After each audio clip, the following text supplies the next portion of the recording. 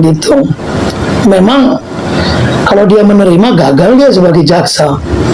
Dia harus mempertahankan argumentasinya dengan dalil-dalil ilmiah ya. Ya, tanggapan replik nanti. Tanggal berapa sih tanggal replik ya? Nanti kita lihat ya. Mungkin ini Senin, ini Kamis ya. Mami Mawar Shop. Iya, pasti menolak itu. Harus menolak, cara berpikirnya begitu. Ya, nanti tinggal tim hukum membuat balasan dari replik itu sendiri. Selamat sore Bang, pejuang rupiah. JPU bantai Nikmir. Enggak lah, enggak membantai lah. Jadi begini loh. Pasal 369 ini sebenarnya dia pidana formil, deliknya itu delik formil. Walaupun belum ada uang itu, kalau saya mengatakan kamu harus kasih saya duit, kalau enggak saya buka rahasiamu atau saya cemarkan nama baikmu, itu pengancaman. Abang ini di warung, iya 08, di warung aku 08, warteg. Oke, aku lanjut ya.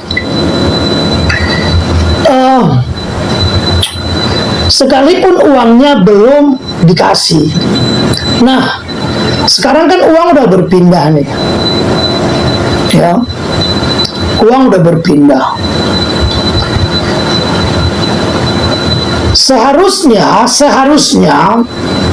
pasal, selamat sore Prof. Bang Yelsi, sore Bang.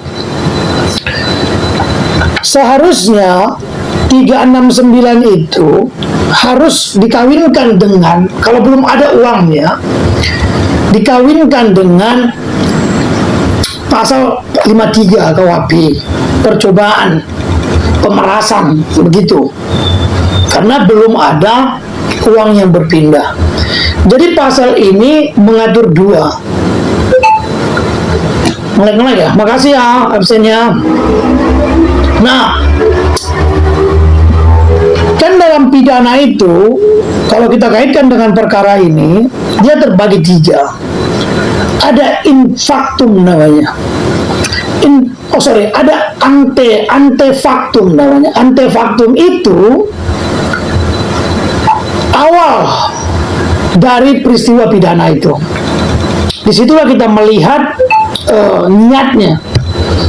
Contoh di repost dong, repost.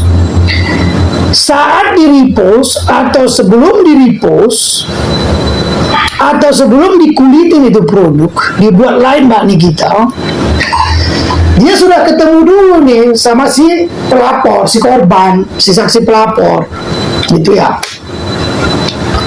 Dia menemui melalui diri sendiri atau Ismail atau siapapun orang dia yang kurang lebih mengatakan begini, kalau kamu nggak ngasih uangnya, maka akan kubongkar rahasiamu, akan kucemarkan nama baikmu. Disitulah mens reanya, niatnya di situ. Oke. Yang kedua, ada in factum. In factum itu saat terjadinya. Contoh nih, ante faktumnya mereka ngobrol, ketahuan ada chatnya segala macam itu antara Mbak Nikita, Ismail, Dr. Oki dan lain-lain, gitu ya. In faktumnya ketemu Ismail ketemu pelapor dengan si pihak Mbak Niki ini, baik itu Dr. Oki atau Ismail. Saat ini Ismail ya, menunjukkan upaya dia untuk mencari yang namanya pelapor.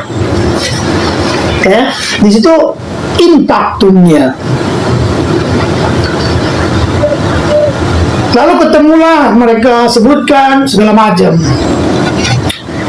Dia akan speak up, kan kurang lebih begitu ya. Kalau nggak dikasih uang segala macam. Jadi ada ante factum, ada in factum, ada post factumnya. Faktumnya ada faktumnya. Faktum itu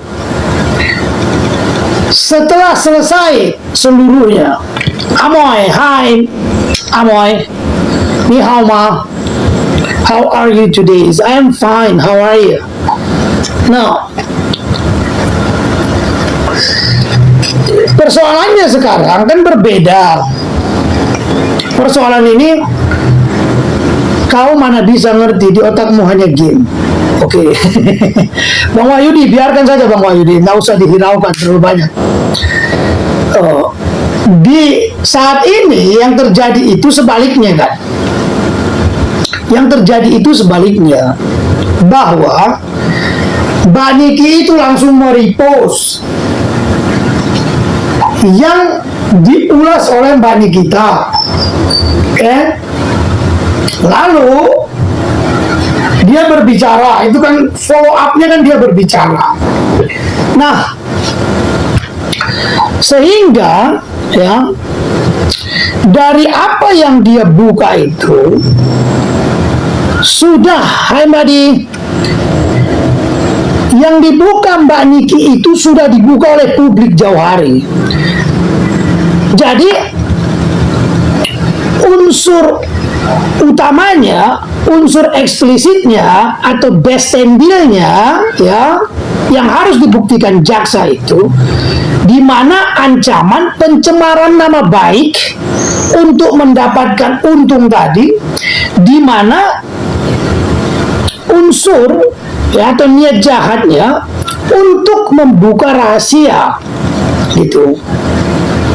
Kalau terkait dengan apa itu, ada saya baca dia dekat sama apa itu ya, adalah bahasa yang agak negatif kan, itu nggak pernah ada itu orang kan, istilah-istilah ada gitu. Oke? Kita bicara biar fokus di hukumnya. Ya yuk, hai, iya ya yuk. Biar bicara fokus di konstruksi hukum kebenaran materialnya. Gitu. Nah, ntar aku minum kopi dulu. Jadi JPU berusaha mematahkan, ya JPU harus berusaha mematahkan seluruh argumentasi, tapi harus rasional dia. Kalau saya dengarkan tadi JPU kemana-mana terpotong-potong banget. Itu bisa dilihat dari beberapa teori ya. Bisa dilihat minimal 3 teori. Satu, individualis post factum. Yang kedua, teori triangle of crime. Yang ketiga, adekuat subjektif. Ini secara subjektif. Mbak Niki sendiri untuk mengkritik produk yang overclaim, ya, dasar hukumnya jelas. Putusan Mahkamah Konstitusi yang saat diuji satu undang-undang tentang perlindungan konsumen. Di situ dikatakan bahwa setiap warga negara memiliki hak untuk melakukan kritik. Jadi dia tak perlu melapor ke BPOM, nggak ada urusan itu, gitu loh. Nggak perlu dia melapor ke BPOM. Kalau ada yang mengatakan itu, ngaco juga aku dengar. Ada BPOM, kepala BPOM bicara dengan ada magister hukum perempuan, harus melaporkan. Itu bohong, itu ngaco. Bukan bohong, itu ngawur pandangan itu, gitu loh. Itu pandangan yang sangat ngawur. Putusan Mahkamah Konstitusi, jadi putusan Mahkamah Konstitusi itu memiliki 2 sifat. Satu, erga omnes, lapor ke KUA men, iya kawin ke. Satu, erga omnes. Erga omnes itu final and binding, final, terakhir, binding, mengikat kepada setiap warga negara. Ketika di situ disebutkan subjek hukumnya setiap warga negara memiliki hak. Gitu. Chandra Kirana ya Mbak. Yang kedua ada inter partes. Inter partes ini berlaku kepada pihak-pihak yang memohon atau lembaga-lembaga yang terkait. Apakah sesama institusi saling melindungi itu fakta? Enggak itu faktanya. Itu buruknya di negeri kita itu. Makanya sedikit sekali orang yang dibebaskan walaupun tak terbukti bersalah, walaupun terbukti dia tidak bersalah. Sedikit sekali. Sedikit sekali orang yang dibebaskan walaupun tidak terbukti bersalah. Apa bisa JPU menyerang pribadi terdakwa? Ya, faktanya itu yang kita lihat kan. Karena JPU-nya nggak ngerti. Dia itu pengacara negara, harus memiliki sifat negara. Dia ada dendam, itu menunjukkan dia punya dendam. Gitu loh. Ini bedanya begini. Aku menjawab pertanyaannya Mbak Zurahman ya. Kita baca Undang-Undang Keterbukaan Informasi Publik. Cara menafsirnya ada nggak kaitannya dengan perkara itu? Ada. Gunakan tafsir hukum dengan metode sistematis. Tafsir bahasa hukum sistematis. Bagaimana tafsir ini? Melihat satu perkara itu dari bermacam undang-undang dijadikan satu. Di sini kita melihat siapa yang dimaksud dengan pejabat publik. Pejabat publik adalah orang yang diangkat, disumpah untuk mengurusi badan publik. JPU termasuk nggak termasuk? BPOM termasuk nggak termasuk? Maka 1 kali 24 jam dia menjadi hak publik. Nggak ada hak pribadi di situ. Kenapa demikian?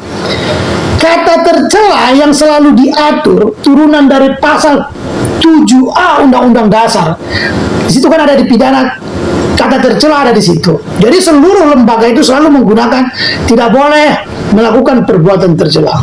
Nah, kata tercela itu kata sifat.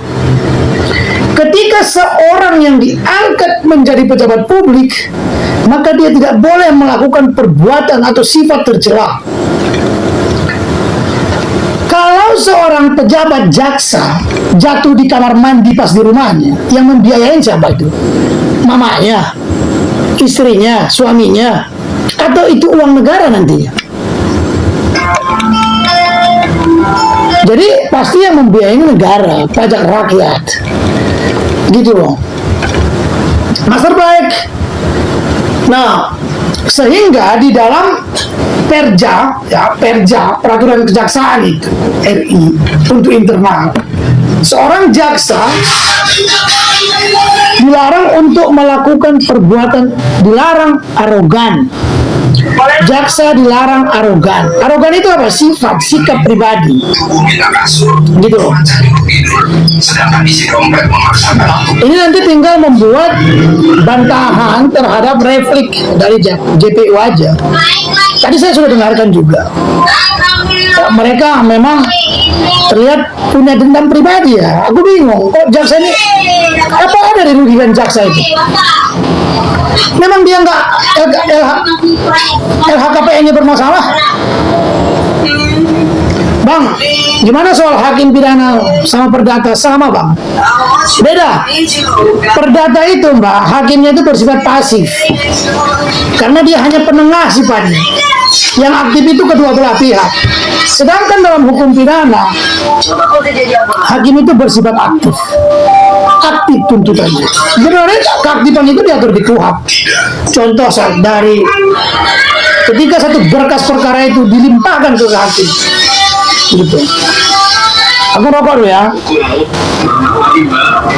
Ketika hukum mulai tajam ke atas dan keadilan tak lagi bisa dibeli, dua tokoh negara muncul di garis depan perang. Tapi hakimnya iya itulah Mbak Di. Itu masalah negeri kita sebenarnya. Perlu banyak perbaikan negeri. Saya sangat meyakini di negeri ini perusak hukum itu hakim. Seperti ini cuma 3 juta aja ya. Mereka bisa melanggar hukum. 3 juta, 8 juta sudah bisa bawa. Bagaimana kalau hakimnya merokok? Boleh gak? Itu hakim garis. ada orang pengganti. JPU tolak pledoi. Iya. Ini Nasution juga ini ya, Iza sama Yasifun.